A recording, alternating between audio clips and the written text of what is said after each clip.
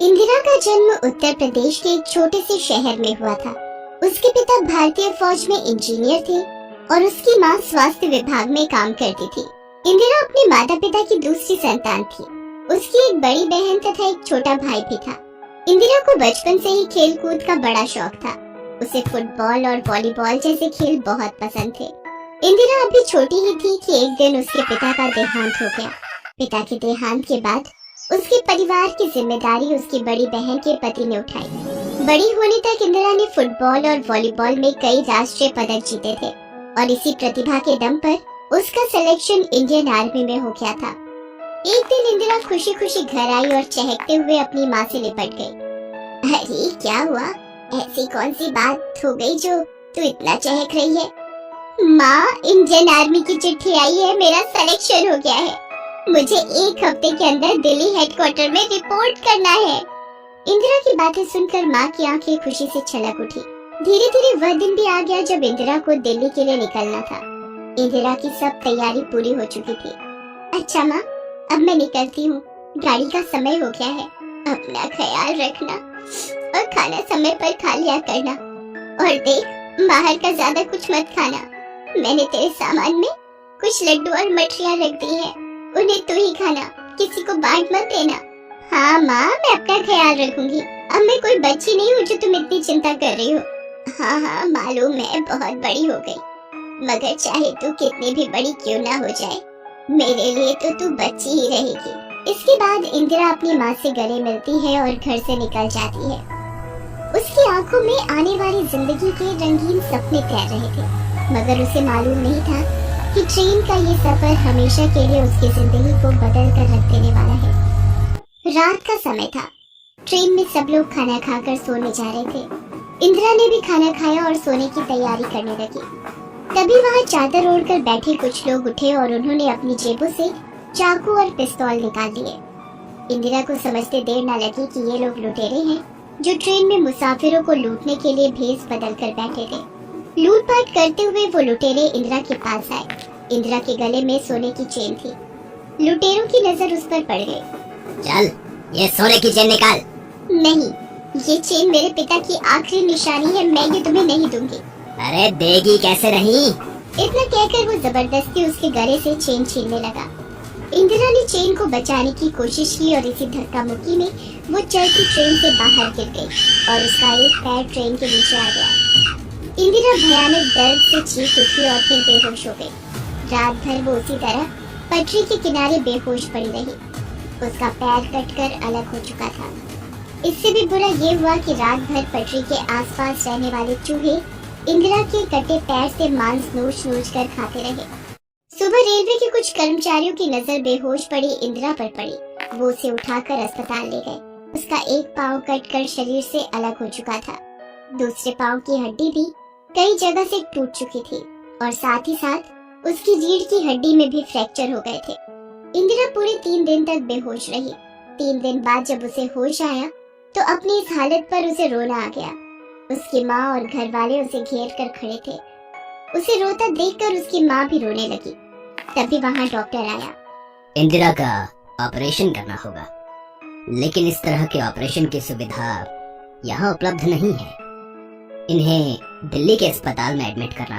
इंदिरा को दिल्ली के एक बड़े अस्पताल में लाया गया जहाँ उसका ऑपरेशन किया गया और उसे नकली पाँव लगाया गया। अभी भी उसे पूरी तरह से ठीक होने में कम से कम 4 महीने का समय लगता, इसलिए उसे अस्पताल में ही रखा गया। अस्पताल में पड़ी इंदिरा पूरे दिन बस आंसू बहाती रहती थी। एक दिन जब इंदिरा अस्पताल में अपने बिस्तर पर अकेली थी तब, हे भगवान, ये क्या हो गया? भविष्य के सारे सपने मिट्टी में मिल गए। तभी उसके सामने टीवी पर एक न्यूज आई। कैंसर को मात देकर भारतीय खिलाड़ी युवराज सिंह भारत लौटे। एकाएक इंदिरा के मन में एक बात आई। यहाँ लोग कैंसर जैसी लाइलाज बीमारी को मात दे रहे हैं और मैं इतने से ही घबरा गई। अगर मुझे मरना होता तो मैंने उसी पटरी पर दम तोड़ दिया होता। हे भगवान, अगर तूने मुझे बचाया है तो जरूर मेरे जीवन में कुछ अच्छा लिख रखा होगा। मैं अपाहिजों की जिंदगी नहीं जीऊंगी। ये मेरा दूसरा जन्म है। अब मैं एवरेस्ट फतेह करूंगी और लोगों को दिखा दूंगी विकलांग होना कोई श्राप नहीं है। हाँ, बस थोड़ी बदकिस्मती जरूर है। मगर ये बदकिस्मती तुम्हारे सपनों को पूरा करने से नहीं रोक सकती। इस सोच ने इंदिरा के रोम रोम में जोश भर दिया। इस इच्छा शक्ति के कारण वो 2 महीनों में ठीक हो गई। डॉक्टरों के भी आश्चर्य का ठिकाना न रहा। उनके जीवन का ये शायद पहला ऐसा केस था जिसमें मरीज अपने तय समय से पहले ही ठीक हो गया था। इन 2 महीनों में न सिर्फ इंदिरा ठीक हुई थी बल्कि अपने नकली पैर पर चलना भी सीख लिया था उसने। अब समय था अपने सपने को पूरा करने का। इसके लिए वो भारत की पहली महिला पर्वतारोही जिन्होंने एवरेस्ट को फतेह किया था उनसे मिली। तुमने इस हालत में एवरेस्ट फतेह करने की सोची? अरे तुम तो एवरेस्ट फतेह कर चुकी हो। अब बस दुनिया को तारीख पता चलनी बाकी है। मुझसे जो भी मदद हो पाएगी मैं करने को तैयार हूँ। इनकी तरह कई और लोगों ने भी इंदिरा को अपने सपने को पूरा करने में मदद की और आखिर में वो दिन भी आया जब इंदिरा अपने दल के साथ एवरेस्ट फतेह करने के अभियान पर निकली। 7 दिन की थका देने वाली यात्रा के बाद वो लोग एवरेस्ट की घाटी में पहुँचे। दोस्तों, अब हम एवरेस्ट की घाटी में पहुंच चुके हैं। कल से हम एवरेस्ट की चढ़ाई शुरू करेंगे। आज आप लोग आराम से सो जाइए। इंदिरा भी अपने टेंट में सोने चली गई। अगले दिन जब वो उठी तब उसे एक बुरी खबर पता चली। दोस्तों, मौसम विभाग की चेतावनी आई है कि आगे पूरे 1 सप्ताह मौसम खराब रहेगा। इस स्थिति में हम एवरेस्ट की चढ़ाई नहीं कर पाएंगे। हमें अपना मिशन यहीं रोकना पड़ेगा। नहीं, मैं यहाँ इस तरह निराश होकर वापस जाने नहीं आई हूँ। अब अगर मैं जाऊंगी तो एवरेस्ट पर तिरंगा फहरा कर ही जाऊंगी। दल के मुखिया और बाकी लोगों ने इंदिरा को लाख समझाया मगर एक बार वो जो फैसला ले चुकी थी उससे टस से मस ना हुई। आखिर लोग उसे उसके हाल पर छोड़कर वहां से लौट गए। इंदिरा ने अपनी चढ़ाई शुरू की। मौसम विभाग के कहे अनुसार मौसम दिनों दिन खराब होता चला गया मगर इंदिरा ने हार नहीं मानी और विशाल एवरेस्ट को अपने बनावटी पैरों से रौंदते हुए आगे बढ़ती रही। इसी चढ़ाई के दौरान एक दिन मौसम हद से ज्यादा खराब हो गया। इंदिरा को भी अपने कदम कुछ देर के लिए रोकने पड़े। रात का समय था। आसमान में चांद उगा हुआ था। ठंडी बर्फीली हवाएं पेड़ों को झुका रही थी। इंदिरा एक चट्टान की ओट में बैठी थी। तभी उसे एक गुर्राहट की आवाज सुनाई दी। फिर उसे अंधेरे में 2 सुर्ख आंखें चमकती हुई दिखाई दी। ये पहाड़ी पर रहने वाला विशाल भेड़िया था। उस भेड़िए ने अपने शिकार इंदिरा की खुशबू सूंघ ली थी। वह सभी कदमों से उसकी ओर बढ़ने लगा। विशाल भेड़िए को सामने देखकर इंदिरा का दिल धक धक करने लगा। डर के मारे उसका सारा शरीर बर्फीला तूफान होने के बावजूद पसीने से भीग गया। लगता है अब मेरा अंत आ गया है। मैं अपाहिज भला इस भेड़िए का मुकाबला कैसे कर पाऊंगी? मुझे भी दूसरे लोगों के साथ वापस लौट जाना चाहिए था। मगर तभी जैसे उसके दिमाग में एक बिजली सी कौंधी। नहीं, अगर मुझे मरना ही होता तो मैं उसी दिन मर गई होती। अरे जब वो भयानक रात मुझे नहीं मार पाई तो इस भेड़िए की क्या मजाल। इतना सोचते ही इंदिरा पूरे जोश के साथ उठ खड़ी हुई।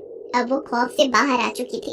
उसके सारे शरीर में सनसनी दौड़ रही थी और फेफड़ों में सर्द लहर। उसने भेड़िए की आंखों से आंखें मिलाई। वो धीरे धीरे कदम बढ़ाते हुए भेड़िए की ओर बढ़ने लगी।